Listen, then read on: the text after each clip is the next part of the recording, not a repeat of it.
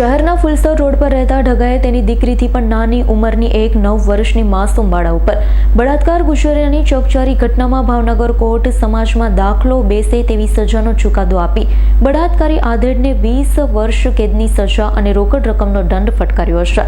ઉપરાંત હવસખોરનો ભોગ બનનાર બાળકીને 6 લાખનું વળતર આપવા હુકમ કર્યો.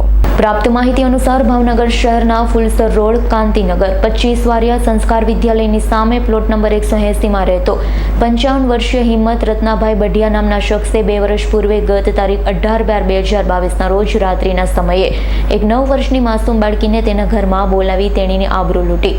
આ ઘટના પ્રકાશવામાં આવતા હવસખોર આધેડ શખ્સ સામે તરફથી ફિટકાર વરસ્યો છે. બનાવને આફતગ્રસ્તના વાલીએ નરાધમ શખ્સ સામે સ્થાનિક બોર્ડ તળાવ પોલીસ મથકમાં ફરિયાદ નોંધાવતા પોલીસે IPC 376 AB પોસ્ક એક્ટ જુદી જુદી કલમ હેઠળ ગુનો દાખલ કરી શખ્સને ઝડપી લીધો છે.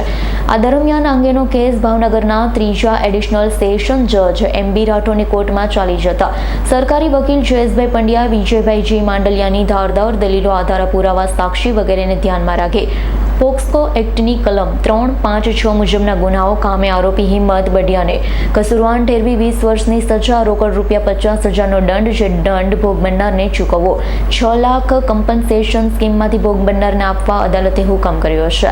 ઇરફાન સોલંકીનો રિપોર્ટ, S9 ન્યૂઝ, ભાવનગર.